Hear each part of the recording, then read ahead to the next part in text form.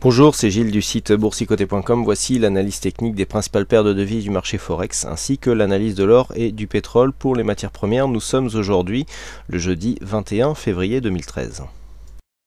Nous commençons donc avec l'euro-dollar. Donc l'euro-dollar qui finalement continue ici sur son mouvement baissier. Je vous avais indiqué hier que le mouvement était ici en continuité. Nous avons ici 3 points significatifs de hausse qui correspondent à des points alignés, donc même 4, qui donnent ici cette résistance baissière. Donc on est ici en phase d'accélération puisque la zone des 1,3212 a été cassée je dirais même trop facilement. Nous avions ici une zone de support qui a été invalidée. Donc on vient ici chercher des nouvelles zones de points bas. Du point de vue d'une vue un peu plus rapprochée, je vous avais dit que cette zone ici des 1,3276 serait assez importante du point de vue de la tendance, et là on vient casser cette zone. Donc là on est clairement en train de réorienter la tendance de fond, puisque nous avions ici une tendance plutôt haussière sur le moyen terme, mais là le fait de casser ici cette zone, eh bien, commence à réorienter ce fond de tendance. Donc sur cette phase, on vient tester ici une zone de support qui était déjà identifiée. Nous avons une phase de survente assortie d'un possible retournement ici du MACD qui pourrait nous donner un rebond technique. Nous avons ici une petite phase d'exagération qui est apparue. Donc un rebond technique peut arriver. Attention, on a une grosse pression baissière. Alors si on arrive à remonter ici, ce qui n'a pas l'air d'être évident, au-dessus des 32,12, on peut très bien revenir chercher ici 1,3280, voire la moyenne mobile 20 exponentielle. Mais ici, nous sommes clairement dans une phase de début de tendance baissière. On voit ici que la cassure ici, là nous étions sur une phase, sur une dynamique beaucoup moins forte. Là le fait de venir casser, on était ici sur une phase de stabilisation, contact bol sup, on invalide ici le rebond sur la moyenne mobile 20 exponentielle, on vient tout de suite chercher la moyenne mobile inférieure, on creuse ici une dynamique avec cassure des récents plus bas. Donc ici on est potentiellement dans un début de tendance, un retournement ici avec un retour sur la moyenne mobile 20 exponentielle pourrait nous donner un très bon signal de continuité de tendance, donc attendre ici un rebond technique. Mais d'un point de vue de la tendance de fond, eh bien l'orientation est clairement baissière donc sur l'euro-dollar, avec une zone d'invalidation qui est vraiment très haute à 1,3435. On continue avec le câble, donc la paire livre sterling contre dollar américain qui accentue son mouvement baissier, puisqu'on est encore descendu de quelques étages donc sur ce mouvement. On est venu ici s'appuyer sur la zone des 1,5170. Alors cette ligne rouge, il ne faut pas se méprendre, c'est l'ancienne résistance baissière. On avait une cassure à la hausse ici, et vous voyez qu'on revient ici prendre appui sur cette zone. Bon, c'est vraiment plus anecdotique que réellement technique, mais je l'ai laissé tout simplement parce que c'est assez impressionnant cette précision sur laquelle ici, suite à un premier contact, eh bien les cours étaient venus donc tester cette zone avant de marquer ici ce petit rebond technique.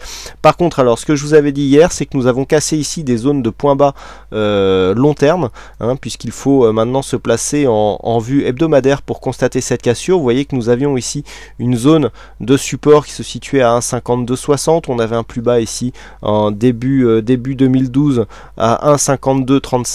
Donc le fait ici d'avoir cassé cette zone, eh bien nous place dans une phase où techniquement on peut descendre vraiment très bas, puisque nous avons ici une amplitude entre 1,6320 et 1,5250 de plus de 1000 pips, on a 1100 pips environ sur cette phase. Et bien c'est tout simplement 1,41 qui pourrait être rejoint donc sur cette accélération d'un point de vue moyen long terme. Et 1,41 c'est quasiment ici, alors on est sur du long terme, donc vous me direz oui il y a 100 pips, mais on est ici sur ce plus bas qui avait été marqué en mai 2010, et oui, vous ne rêvez pas, à 1,4235. Donc là, d'un point de vue moyen long terme, il est clair que nous sommes dans une grosse phase de baisse.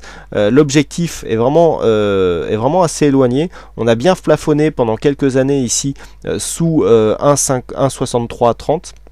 1,6330 d'ailleurs qui était récent ici en fin d'année 2012, et donc le fait de casser ici, eh bien ouvre des objectifs qui sont donc moyen long terme et qui sont relativement conséquents. Donc pour en revenir à la vue en 4 heures, donc nous avons ici une continuité de phase baissière. On a quand même ici une forte survente avec un rebond technique ici qui nous est indiqué par le MACD, donc rebond technique qui va nous permettre de marquer une petite respiration. On a clairement ici une phase d'accélération baissière avec de de multiples zones d'exagération qui arrivent ici sur cette dynamique. Le rebond technique ici est justifié. Attention, le fait que l'on commence à caler ici pourrait bien relancer le mouvement baissier. Bon, il est clair qu'ici nous sommes dans une dynamique qui est vraiment assez impressionnante, hein. On est passé en quelques semaines, donc je dirais même en un peu plus d'un mois, de 1,6180 à 1,5180, donc on a perdu 1000 pips, hein, en un peu plus d'un mois. C'est vraiment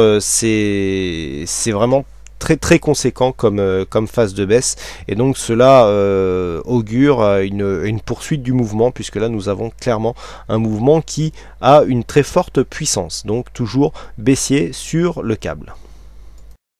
On continue avec la paire dollar-yen, donc le dollar-yen qui reste ici dans une phase neutre, hein, d'un point de vue court et même ça commence à devenir du moyen terme. Donc, toujours cette évolution en range. Hier on a marqué ici une zone de point haut à 94, on redescend, donc toujours une continuité, hein, du point de vue de la tendance, pas grand chose à attendre, bien souligné d'ailleurs par les indicateurs ici qui restent relativement neutres, avec des oscillations assez faibles du point de vue du MACD. Donc toujours neutre ici du point de vue donc du dollar yen, avec une zone de cassure possible à 94,50. On commencera à anticiper une cassure ici sur un dépassement des 94 et puis sur un support à 92,20 qui correspond donc au support baissier de ce range horizontal. Donc toujours neutre sur le dollar yen. On continue avec l'or, donc l'or qui, suite à sa phase de baisse d'hier ici, a marqué un petit peu le pas. On a eu une phase de retournement dans la nuit qui a provoqué un petit rebond technique. Je dis bien petit puisque la cassure ici des 1600 $ l'once a provoqué une accélération. Nous sommes à peine en train de remonter ici sur 1584. Donc pour l'instant l'or est sur une phase de rebond technique. La tendance ici est toujours clairement orientée à la baisse et il n'y a aucun signal d'invalidation. Du point de vue des indicateurs, nous avions clairement ici une zone de survente avec un retournement du MACD. Donc pour l'instant, ce rebond n'est que technique.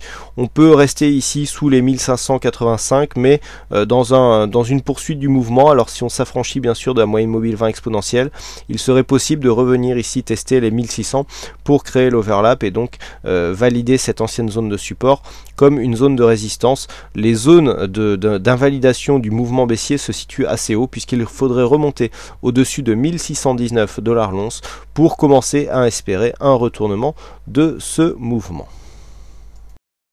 Et enfin on termine avec le WTI, donc le WTI qui confirme ici sa sortie de range, hein, par cassure de cette zone des 95-80, donc par une poursuite du mouvement baissier, hein, cassure que nous avions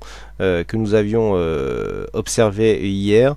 Donc là nous sommes venus casser ici la zone des 94 $ le baril, et donc la baisse semble s'accélérer. Alors attention ici à cette zone de survente, hein, qui apparaît sur le WTI avec un MACD qui commence à plafonner à la baisse. On pourrait très bien ici venir marquer un rebond technique en direction des 94, voire en direction de la moyenne mobile 20 exponentielle, qui pourrait nous donner un très bon signal de prise de tendance. Donc le WTI qui, oui, alors là on était sur un autre contrat, donc c'est pas significatif, donc qui reste ici à la suite d'une forte hausse, et bien en phase de consolidation, donc du point de vue de la tendance moyen long terme, mais clairement ici on devrait avoir une phase de retournement. On attend ici que ce point bas soit significatif pour tracer le support. Je n'avais pas de support à cet endroit, donc ici clairement suspicion de rebond technique qui est en train ici de commencer, mais bon, cette bougie n'étant pas encore clôturée, on ne va pas anticiper un signal de retournement court terme, mais une tendance qui est en train de s'orienter